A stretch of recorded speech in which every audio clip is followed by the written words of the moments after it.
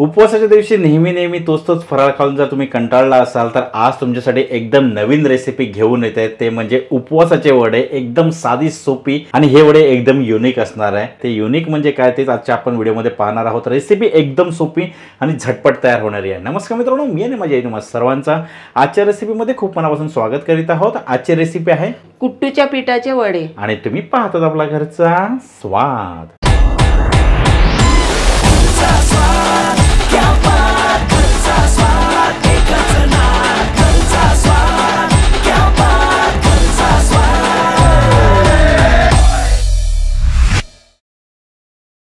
तर पाहूयात आजच्या रेसिपीसाठी आपल्याजवळ नेमकं काय काय साहित्य ते।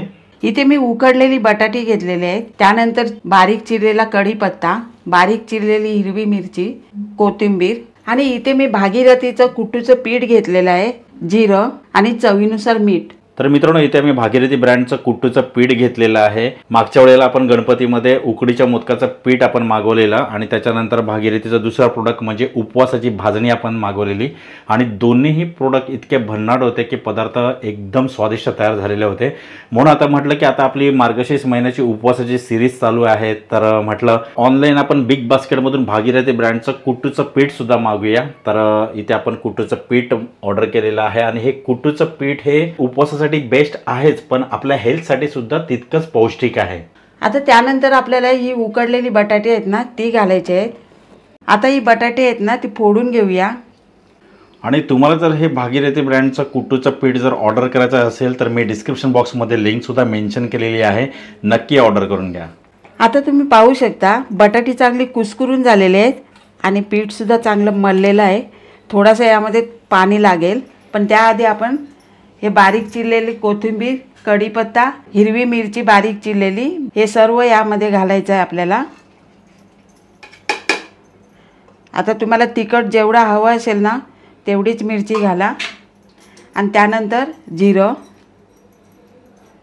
चवीनुसार मीठ।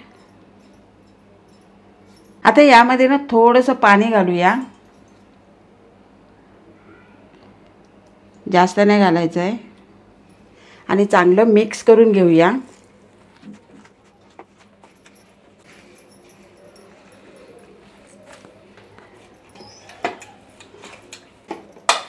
आता थोडंसं हातावर तेल घेऊन पुन्हा एकदा चांगलं मळून घ्यायचं आहे।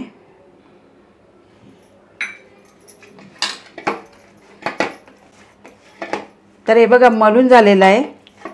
तर आता आपण वडे थापायला सुरुवात करूया। त्या अगोदर आपल्याला हाताला ना असं तेल लावून घ्यायचं आहे। आता हे तेल लावल्याने आपल्या हाताला आहे ना पीठ चिटकणार नाही आणि वडा आहे ना तो मस्तपैकी होईल। तर हे बघा असे वडे करून घ्यायचे आहेत आणि त्यानंतर आपल्याला तेलामध्ये सोडून घ्यायचं आहे। हा बघा मी वडा पहिल्यांदा टाकलेला ना तो झालेला आहे। तर आता याला काढून घेऊया आपण।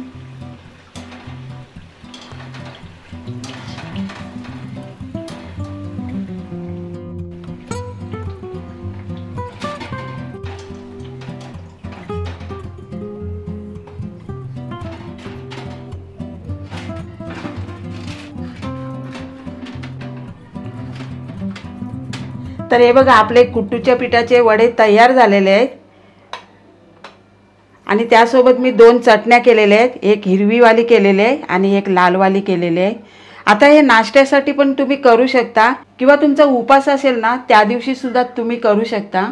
तर मित्रांनो, आजची रेसिपी तुम्हाला कशी वाटली खाली कमेंट बॉक्सच्या माध्यमातून आम्हाला कळवायला सुद्धा विसरू नका आणि आजच्या रेसिपीचा हा व्हिडिओ जर तुम्हाला आवडला असेल तर व्हिडिओला लाईक शेअर नक्की करा। भेटूया अशाच एक तुमच्या आवडीची सुंदर रेसिपी घेऊन पुढच्या नेक्स्ट व्हिडिओमध्ये।